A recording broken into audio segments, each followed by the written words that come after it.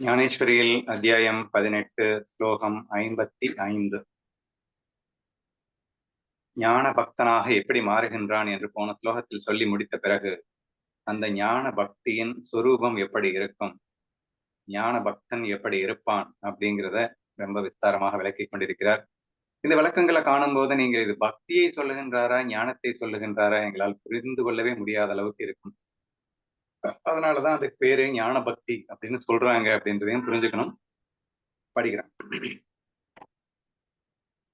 இந்த ஞான பக்தி ஒருவனுக்கு ஏற்பட்ட மாத்திரத்திலேயே அந்த ஞான பக்தன் என்னுடன் ஒன்றுபட்டு போய் கேவலம் நானாகவே நிலை பெறுகின்றான் என்பதை 7வது அத்தியாயத்தில் என் 2 கையையும் தூக்கி கொண்டு ஞானியானவன் என் ஆத்மாவே என்று உனக்கு சப்தபூர்வமாக ஆணையிட்டு கொண்டு சொல்லி இருக்கின்றேன்.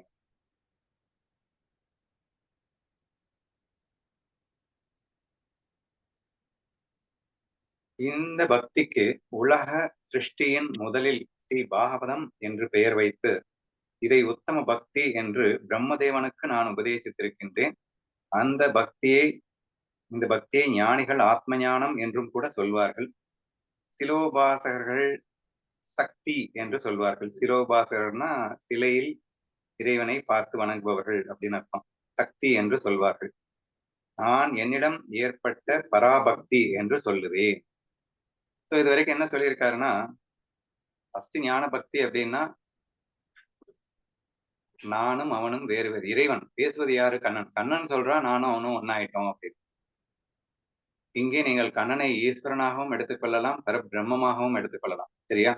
அப்ப ஈஸ்வரனுடன் ஐக்கியமாகிவிட்டான் என்பதை விட பரபிரம்மத்திடமே அவன் ஐக்கியமாகிவிட்டான் என்று புரிந்து கொண்டால் இன்னும் சரியா இருக்கும். சரியா? சரி, இப்போ என்னிடம் ஒன்றுபட்டு போய்விட்டான் அப்படிங்கிறது தான் ஞான பக்தின்னு அவருடைய மென்ஷன் பண்ணிட்டு இத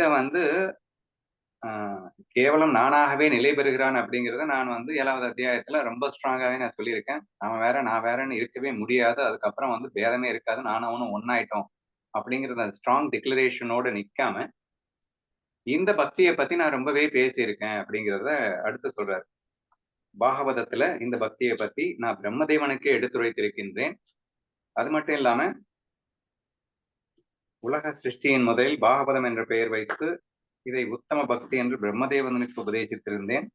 இந்த பக்தியை ஞானிகள் ஆத்ம ஞானம் என்று சொல்கிறார்கள். அப்போ நான் இந்த உபதேசித்த இந்த பக்திக்கு ஆத்ம ஞானம் என்று சொல்லியிருக்கிறார்கள். பாகவதத்திலேயே கண்ணன் ஞான பக்தியைத்தான் உபதேசித்திருக்கிறான் என்று புரிகிறது நமக்கு.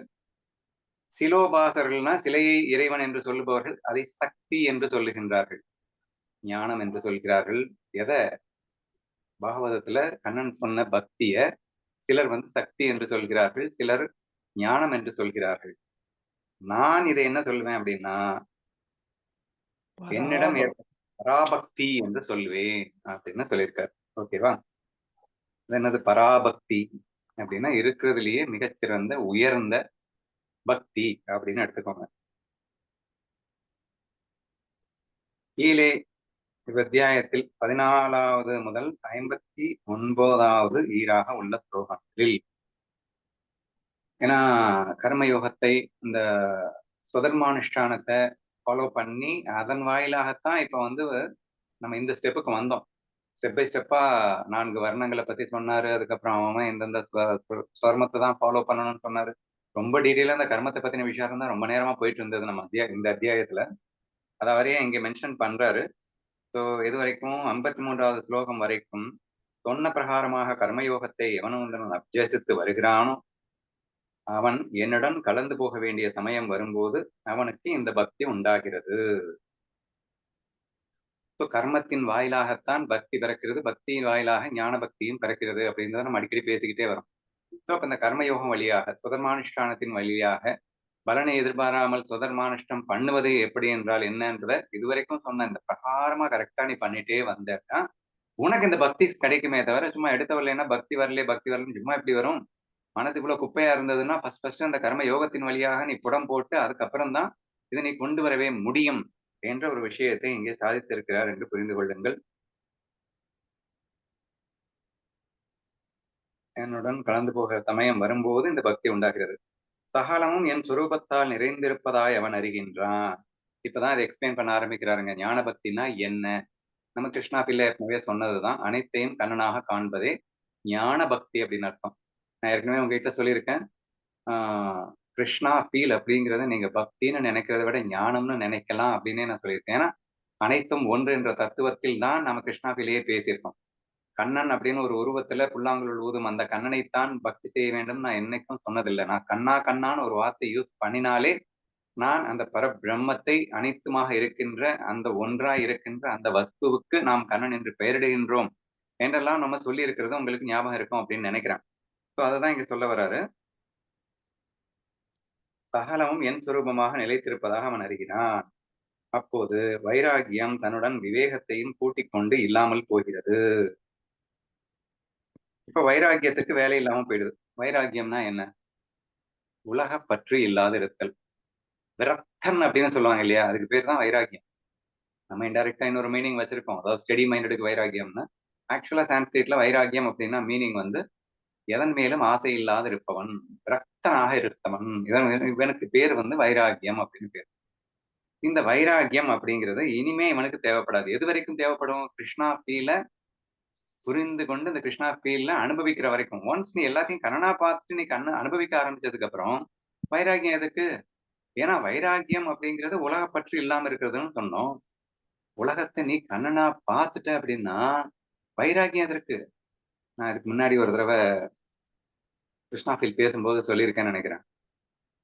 எங்கும் கண்ணனே இருக்கின்றான் என்று தெரிந்த பிறகு புலன்களை அடக்குவானே, காண்பதெல்லாம் கண்கள் கண்ணனாக கண்டு மகிழட்டுமே, கேட்கும் ஒலிகள் எல்லாம் கண்ணனின் ஒலிகளாக கேட்டு ரசிக்கட்டுமே, நுகரும் வாசனைகள் எல்லாம் அவனின் வாசனைகளாக இருக்கட்டுமே என்று சொல்லி புலன்கள் அனைத்தையும் கண்ணனின் மேல் மேயவிடு. உலகத்தை அனுபவிக்க பிறந்தவன் நான், ஆனால் கண்ணன் தான் அனைத்துமாக இருக்கின்றான் என்பதை புரிந்த பிறகு மேயவிடுன்றது ஒரு கண்டிஷனா நம்ம சொல்லியிருப்போம். சரியா? அப்ப வைராகியத்தின் அவசியம் அங்கே அவசியம். வைராகியம்னா என்ன? எதன் மேலும் பற்று இல்லாமல் இருத்தல்னு சொன்னேன். விரக்தன்னு சொன்னேன். இப்ப விரக்தனா இருந்தா எப்படி கண்ணன் அனுபவிக்கிறது? ஆனால் கண்ணன் என்ற முழுமையான புரிதலிலே, இது கிருஷ்ண மாயா என்ற முழுமையான புரிதலிலே நீ அனுபவித்தால் தவறல்ல. அப்ப எது வேணும் உனக்கு? ஞான பக்தி வந்ததுக்கு அப்புறம் புலனடக்கம் தேவையில்லை, வைராகியம் தேவையில்லை. ஏன்னா அது ஆட்டோமேட்டிக் ப்ராசஸா மாறி இருக்கும். அங்கே உனக்கு வெறுப்போ வர்றதுக்கு வாய்ப்பே இல்லை. எங்க விருப்பு வெறுப்பு இருக்கிறவனுக்கு தானங்க வைராகியம் வேணும். விருப்பு வெறுப்பே சுத்தமா இல்லைன்னா அவனுக்கு எதுக்கு வைராகியம்? ஏதாவது எனக்கு அல்வாவை பார்த்தா எனக்கு தானா ஓடி போயிரும் அப்படின்னா அவன் பல்ல கடிச்சுக்கிட்டு ஐயையோ நான் போகக்கூடாது அப்படின்னு நினைச்சிட்டு ஒரு வைராக்கியத்தை வளர்த்துக்கிட்டு அதை சாப்பிடாம இருக்கிறதுக்கு ட்ரை பண்றது அப்படிங்கறது வைராக்கியம்னு வச்சுக்கோங்களேன். பட் இது எது வரைக்கும் அப்படின்னா ஆசை இருக்கின்ற வரைக்கும் தான் வைராக்கியம் தேவை. ஆசையே இல்லாம போயிடுச்சுன்னா வைராக்கியம் எதற்கு? இப்ப கண்ணனாக கண்டுவிட்ட மாத்திரத்தில் உனக்கு ஆசைகள் அடியோடு விலகுகின்றன. யார வெறுக்க முடியுங்க? யாரங்க அடிக்ஷன் ஆக முடியும்? எல்லாமே என் கண்ணன் தானே. எங்கும் கண்ணன், எதிலும் கண்ணன், எல்லாம் கண்ணன். என்னை விட்டு அவன் போகவும் முடியாது, வரவும் முடியாது. எங்குமாக அவனே இருக்கின்றான். உள்ளும் புறமும் எங்கும் நிறைந்திருக்கின்றான் என்ற அளவில் இருக்கும்போது, எல்லா நேரமும் கூடவே இருக்கின்றான் என்றும் இருக்கும்போது, ஏதோ கிடைக்காத விஷயத்துல தாங்க அடிக்ஷன் வரும். அவன் தான் எப்பயும் கூடவே இருக்கானே. அப்ப அடிக்ஷன் வர்றதுக்கு வழி இல்ல. வெறுக்கிறதுக்கு சுத்தமா சான்ஸ் இல்ல. அப்ப விருப்பம் வெறுப்பும் இல்லாதப்போ வைராக்கியத்தின் துணை எதற்கு என்று நீங்கள் புரிந்து கொள்ள வேண்டும். சரியா? அப்போது வைராகியம் தன்னுடன் விவேகத்தையும் கூட்டிக் கொண்டு இல்லாமல் விவேகம்னா என்ன? இது இது கண்ணன். இது கண்ணன் இல்ல. அதாவது இது வெளியில வேஷம், இது போரு, இது ரோலு அப்படின்னு சொல்லிட்டு பிரிச்சு பார்க்க வேண்டிய அவசியம். எப்ப நான் வந்து அதை அனுபவிக்க ஆரம்பிச்சிட்டேனோ, கண்ணன் தான் எல்லா ரோல்களையும் வரலான்னு புரிஞ்சிருச்சோ, அந்த விவேகத்துக்கும் வேலை இல்லை. ஒண்ணும் இல்ல, விவேகம் இல்லன்னு இல்ல. இந்த விவேகம் ஆட்டோமேட்டிக் ப்ராசஸா இருக்கும் என்று புரிந்து கொள்ள வேண்டும். பந்தம், மோட்சம் இவற்றின் பேச்சே அற்றுப் போகிறது. பந்தம், மோட்சம்னா பந்தம்னு எதுக்கு சொல்றோம்? பந்தத்துல இருக்கிறவனுக்கு தானங்க மோட்சம்னு ஒரு பேரை சொல்லி சொல்ல வேண்டியது இருக்கு. டேய் கண்ணா நீ பந்தத்துல இருக்க, நீ அடிக்ஷன்ல இருக்க. அப்போ விடுதலை அப்படிங்கிற வார்த்தை அடிக்ஷன்ல இருக்கிறவனுக்கு தான். ஆனா எப்ப நீ அடிக்ஷன்லயே இல்லையோ அப்போ அவன்கிட்ட விடுதலையில இருக்கேன்னு சொல்லணுமா? இப்போ ஆட்டோமேட்டிக்கா அவன் இருக்கான்ல. மோட்சத்துல மோட்சம்ங்கிற ஒண்ணு அவனுக்கு ஆட்டோமேட்டிக் ப்ராசஸாவே இருக்கும்போது அதை அவனுக்கு சொல்ல வேண்டிய அவசியம் இல்லாமல் போகிறது என்று நீங்கள் புரிந்து கொள்ளுங்கள். சோ பந்தம், மோட்சம் இவற்றின் பேச்சு அற்றுப் போகிறது. ஞான விருத்திகள் சஞ்சாரம் என்பதும் ஞானம் சஞ்சரிக்காமல் நிலை பெற்றது என்பதும் இல்லாமல் போகிறது. ஞானம் என்ன 24 மணி நேரமும் ஞானமே பேசிட்டு இருக்கணும். அப்படின்னு எந்த கட்டாயமும் அவசியமே இல்லை. பேசக்கூடாதா பேசக்கூடாதுன்னுட்டு இல்லை. So he has been unconditional மேனாக மாறிவிடுகின்றான். இதை செய்ய வேண்டும், இதை செய்யக்கூடாது என்ற எந்த கட்டுக்களுக்கும் அப்பால் தாண்டி விடக்கூடிய ஒரு அற்புத நிலையை பெறுகின்றான் என்று சொல்லுகின்றார். இக்கரை அக்கறை என்ற வார்த்தைகள் அற்றுப் போகின்றன. அஞ்ஞானத்தில் இருக்கும்போது ஞானத்துக்கு, அதாவது அஞ்ஞானத்தை இக்கரைன்னு ஞானத்தை அக்கறைன்னு சொல்லலாம். அல்லது இருட்டை இக்கரைன்னு வெளிச்சத்தை அக்கறைன்னு சொல்லலாம். அப்படின்னு எல்லாம் இல்லப்பா. ஏன் அப்படின்னா, நீ இருட்டுல இருந்தா தானே வெளிச்சம்னு ஒண்ணு காட்டுறதுக்கு. அப்ப இவன் வெளிச்சமாகவே இருக்கும்போது இக்கரை அக்கறை என்ற பேச்சு அற்றுப் போகிறது. 4 பூதங்களையும் விழுங்கிவிட்டு ஆகாசம் மாத்திரம் இருந்தால் எப்படியோ அப்படிப்பட்ட ஒரு நிலை ஏற்பட்டு விடுகிறது. ஏன் அந்த மாதிரி ஒரு எக்ஸாம்பிள் கொடுத்திருக்காருன்னா, இந்த மற்ற 4 பூதங்கள்ல பாத்தீங்கன்னா you can able to find out the differences. நீர் நெருப்பு, நீர் நிலம் நெருப்பு காற்று ஆகாயம்னு பஞ்சபூதம் இருக்குன்னு நமக்கு தெரியும். அதுல ஆகாயம் மாதிரி இருப்பான் அப்படின்னு அவர் ஏன் சுட்டி காட்டணும் அப்படின்னா, தி வெரி ஃபர்ஸ்ட் நம்மளுடைய சுரூபத்தில இருந்து முதல் எது வந்தது அப்படின்னா ஆகாயம் தான் வந்தது. ஆனா ஆகாயம் நான் இல்ல. ஆனால் என்னால் ஆகாயம் தோற்றமளித்துக் கொண்டிருக்கிறது. அந்த ஆகாயத்தின் ஒரு பகுதியாகத்தான் காற்று உருவானது. காற்றின் ஒரு பகுதியில் நெருப்பு உருவானது, நெருப்பின் ஒரு பகுதியில் நீர் உருவானது, நீரின் ஒரு பகுதியில் நிலம் உருவானது என்பது நாம் அறிந்த ஒரு விஷயம். இங்க என்ன பர்டிகுலரா சொல்லியிருக்காருன்னா, ஆகாசம் மாத்திரம் மிகுந்திருந்தால் அப்படின்னு ஒரு பாயிண்ட சொல்லியிருக்காரு. நீங்க ஆகாசத்துல ஏதாவது டிஃபரன்ஸ் பார்க்க முடியுமா? நீங்க காத்துல கூட டிஃபரன்ஷியேட் பண்ணிடலாம். இது வந்து ஃபாஸ்டா அடிக்குது, கம்மியா அடிக்குது. ப்ரீஸ் அப்படின்னு சொன்னா தென்றல் அப்படின்னு ஒரு வார்த்தை. புயல் அப்படின்னு ஒரு வார்த்தை. டிஃபரன்ஷியேட் பண்ணிடுங்க. காத்து தானா, காத்துல உங்களால டிஃபரன்ஷியேட் பண்ண முடியுதுல்ல. நீங்க ஆகாயத்துல டிஃபரன்ஷியேட் பண்ணி பார்க்கலாம். அதே மாதிரிதான் நெருப்பு. நெருப்புலையும் வந்து ஆஹ் ஒரு நெருப்புல என்னென்ன டிஃபரன்ஸ், கலர் டிஃபரன்ஸ் காட்டலாம். ப்ளூவாவும் எரியும், சிகப்பாவும் எரியும். லைட் டிஃபரன்ஸை காட்டலாம். அது லைட்டிங்ல டிஃபரன்ஸ் இருக்கிறத நம்ம பார்க்கலாம். அதனுடைய அளவுல டிஃபரன்ஸை கூட பார்த்துடலாம். நெருப்பு வந்து சின்னதாகவும் எரியும், பெருசாவும் எரியும் அப்படிங்கிறதெல்லாம். So we can able to identify the differences in the other பூதாஸ். அதர் பூதாஸ்னா இந்த 4ல, நிலத்துல, நீர்ல சொல்லவே வேணாம். ஸோ இது எல்லாத்தையுமே யூ கேன் ஏபிள் டு பேதங்களை உங்களால காண முடியறதுங்க. ஆனா ஆகாயத்துல எப்படி நீங்க பேதம் பார்ப்பீங்க? நீங்க இந்த 4ல காட்டின மாதிரி இந்த ஆகாயத்துல உங்களால பேதத்தை காட்டிட முடியுமா? எப்படி காட்ட முடியாதோ? அப்ப இந்த உலகத்தில் அவன் ஆகாயம் போல் இருக்கின்றான். 4 பூதங்களை கழித்துவிட்டு அந்த ஆகாயமாக இருந்தால் எப்படியோ அப்படி ஆகிவிடுகின்றான். ஏன்னா இவன் கண்ணனை தவிர எதுவுமே தெரியலையே. சோ ஒட்டுமொத்தமாக இந்த உலகை அவன் கண்ணனாக காண்டு ரசிக்கின்றான். இங்கே அவன் 2வது டுவாலிட்டி என்று அழைக்கப்படுகின்ற 2 என்ற பேச்சை அற்று விடுகின்றான். சோ இது ஞானமா பக்தியா? அதுக்கு பேர் தான் ஞான பக்தின்னு பேரு. அங்கு தன்னையே காண்கின்றான்னா ஞானம்னு சொல்லுவோம். கண்ணனை காண்கின்றான்னா ஞான பக்தின்னு சொல்லிடுறோம். வேற ஒன்னும் டிஃபரன்ஸே கிடையாதுன்னு புரிஞ்சுக்கோங்க. அப்படி ஒரு விதமான பற்றுமற்றதாய் சாத்தியங்கள் சாதகங்கள் என்ற விவகாரம் அற்றதாய் சுத்தமாக இருக்கும் என்னுடைய சொரூபம் எதுவோ அத்துடன் அவன் ஒன்றுபட்டு போய் அப்படி ஒன்றுபட்டு போயிருப்பதை அவன் அனுபவிக்கின்றான். அந்த ஆகாயத்தை தான் எக்ஸ்பிளைன் பண்றாரு. ஆகாயம் மாதிரின்னு, ஆகாயம் கிடையாது, ஆகாயம் மாதிரி. பற்றுமற்றதாய். ஆகாயம் எதுலையாவது பற்று இருக்கா? பற்ற முடியுமா? ஆகாயத்துலதான் எல்லாமே இருக்கு. ஆனா எதையாவது பற்றிட்டு இருக்கா அப்படின்னா பற்று இல்லாமல். சாத்தியங்கள் சாதனங்கள். Practice to achieve something. சாத்தியம்னா பிராக்டிஸ், சாதனம்னா கோலு.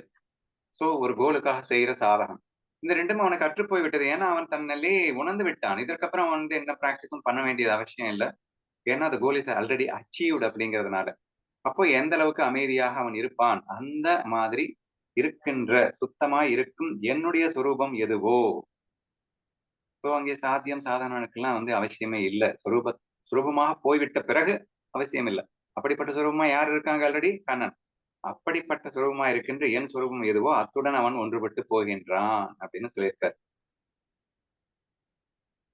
அப்படி ஒன்றுபட்டு போயிருப்பதை அனுபவிக்கின்றான். எக்ஸ்ட்ரா தான் ஒன்னாயிட்டான்ல, அப்புறம் எப்படி அனுபவிக்கிறது?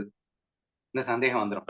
ஏன்யா உன்னை எப்படியா அனுபவிக்கும் அப்படின்னா, அது எப்படிங்கிறத அடுத்த எக்ஸாம்பிள்ல சொல்றாரு. கங்கையானது சமுத்திரத்தில் விழுந்த அத்துடன் கலந்து போன பின் அந்த சமுத்திரத்தின் மேல் கங்கை அலாய்வதாக தோன்றிக் கொண்டிருப்பது போலே அவன் என்னுடன் ஐக்கியப்பட்டதை அனுபவிப்பது என்பது இருக்கும். கங்கை கடல்ல கங்கை கடல்ல சரியா? கங்கை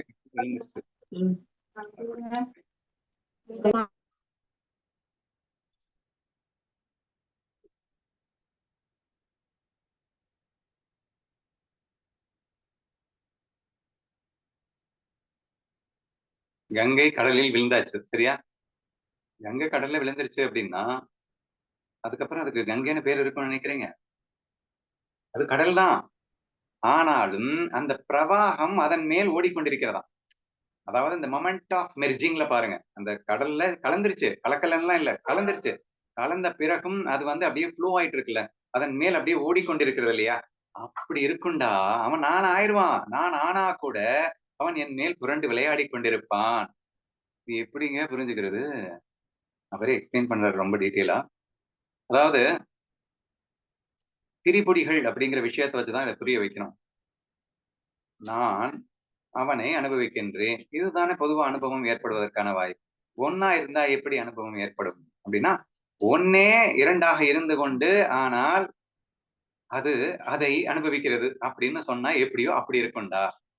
என்னய்யா சொல்ற? பயப்படாதீங்க. அவரே நிறைய எக்ஸாம்பிள் சொல்றாரு. அதை வச்சே நான் சொல்றேன். அனுபவிப்பது என்பது இருக்கு. ஒரு கண்ணாடி முன் மற்றொரு கண்ணாடி வைக்கப்பட்டு அவை ஒன்றோடொன்று பார்த்துக் கொள்வது போலே. எக்ஸாம்பிள் புரியுதான்னு பாருங்க. ஃபர்ஸ்ட் எக்ஸாம்பிள் கங்கை கடல்ல எப்படி அதுக்கு மேல அலைகளாக ஓடிக்கொண்டிருக்கோ அப்படின்னு சொன்னாரு. இப்ப நெக்ஸ்ட் எக்ஸாம்பிள் வந்துட்டாரு. ஒரு கண்ணாடிக்கு முன் மற்றொரு கண்ணாடி வைக்கப்பட்டு அவை ஒன்றோடொன்று பார்த்து கொள்வது போலே இந்த ஐக்கிய அனுபவம் இருக்கும். நல்லா பாருங்க. நான் கண்ணாடியை பார்க்கும்போது என்னையே தான் நான் அனுபவிக்கிறேன். இங்க கூட சப்ஜெக்ட் ஆப்ஜெக்ட் அப்படிங்கிறது ஒண்ணுதான். அதாவது நான் அவனை அனுபவிக்கிறேன் அப்படின்னு சொன்னா என்னங்க அர்த்தம்? டுவாலிட்டி வந்துரும் இல்லையா? இப்போ இருக்கிறதே ஒன்னையே எப்படிப்பா அனுபவிக்க முடியும் அப்படின்னு கேட்டா, நான் கண்ணாடியில என்னத்தானே அனுபவிச்சேன். இப்ப பாத்தீங்களா? நானே என்னை அனுபவிக்கிறேன்னு வந்துருச்சு பாத்தீங்களா? அப்படின்னு கூட சொல்லல. என்ன அழகா சொல்லியிருக்காரு. ஏன்னா இங்க இன் பிட்வீன் ஒருத்தன் கண்ணாடின்னு உள்ள வந்துட்டான்ல. அப்ப கண்ணாடி ஒண்ணு 3வதா வந்துருச்சுல்ல. சோ அத தூக்குறாரு. இப்ப இங்க என்ன சொல்லியிருக்காரு? ஒரு கண்ணாடி இன்னொரு கண்ணாடிய பாத்துக்கிச்சுன்னா, அந்த ஐக்கிய அனுபவம் எப்படி இருக்குமோ அப்படி இருக்கும். இந்த கண்ணாடி அந்த கண்ணாடியோட ரிஃப்ளெக்ஷன் தெரியும். இந்த கண்ணாடியோட ரிஃப்ளெக்ஷன் இந்த கண்ணாடியில தெரியும். இங்க குறுக்கெல்லாம் ஒண்ணுமே கிடையாது. சரியா?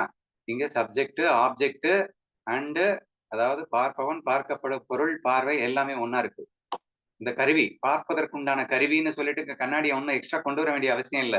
கண்ணாடிய பார்த்துட்டு இருக்குன்னு சொல்லும்போது என்ன மண்ணாங்கட்டி கருவி இருக்குங்க. கண்ணாடி தான் கருவி, கண்ணாடி தான் ஆப்ஜெக்ட், கண்ணாடி தான் சப்ஜெக்ட் என்று உங்களால் புரிந்து கொள்ள முடிந்தால், அப்படி இருக்கும்டா அவன் என்னை அனுபவிப்பது. என்னய்யா சொல்ற?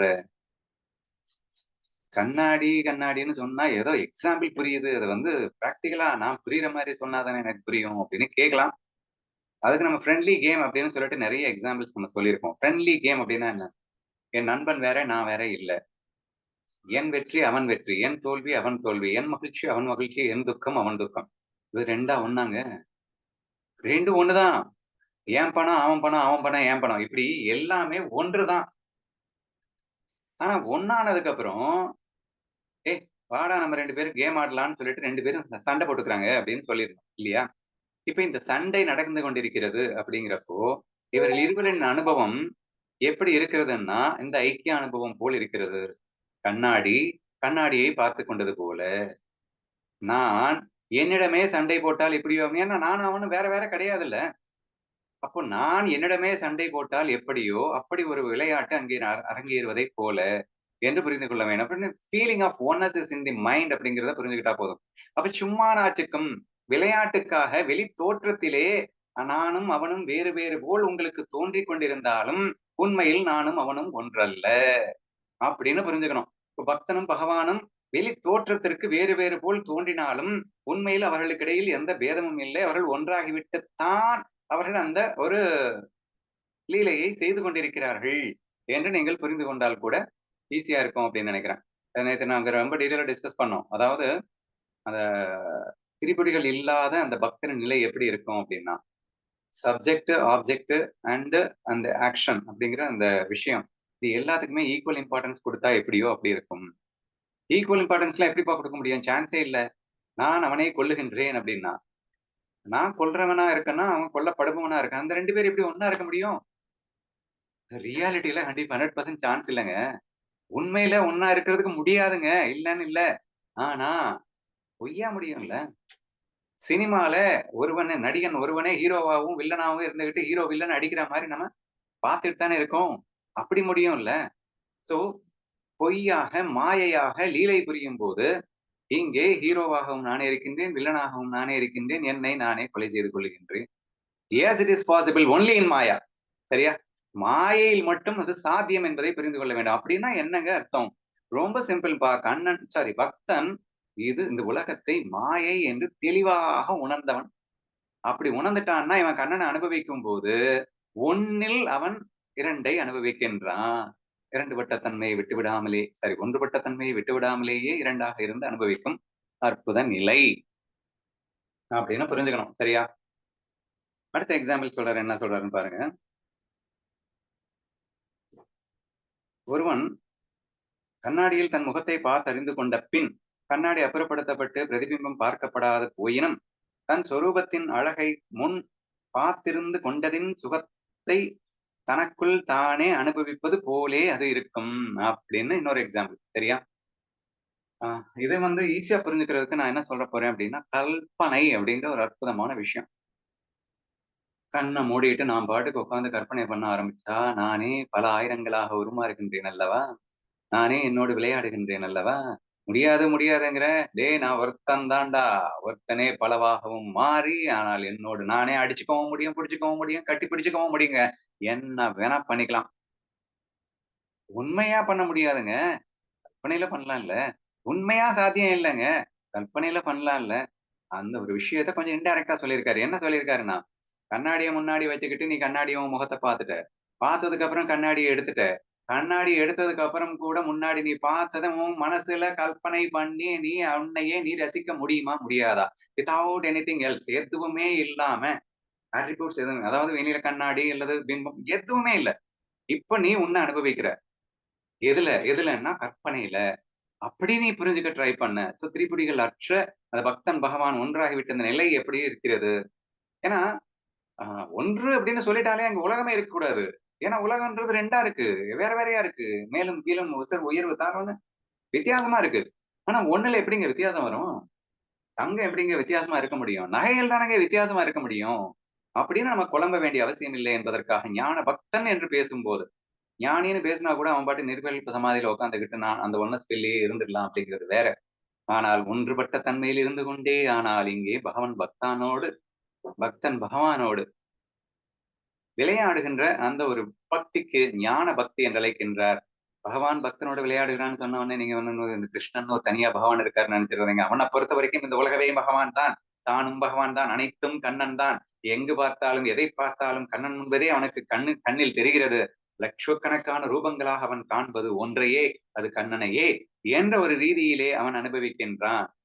இட் இஸ் இம்பாசிபிள் நீங்க சொல்லிடக்கூடாதுன்றதுக்காக தான் கண்ணாடி முன் கண்ணாடி வைத்தால் எப்படியோ, அல்லது கற்பனையில் எப்படியோ, அல்லது கடலில் கங்கை சங்கமித்தால் எப்படியோ, அப்படி அவன் அனுபவிக்கின்றான் என்று இங்கே சுட்டிக்காட்டியிருக்கிறார் என்று புரிந்து கொள்ளுங்கள். ம். போதுமா? ரொம்ப டீட்டெயிலா போகுது. இந்த விஷயங்கள் ஃபுல்லாவே ஞானமா அடுத்தடுத்து பேசுறாரு. நிதானமாவே உங்களுக்கு புரிய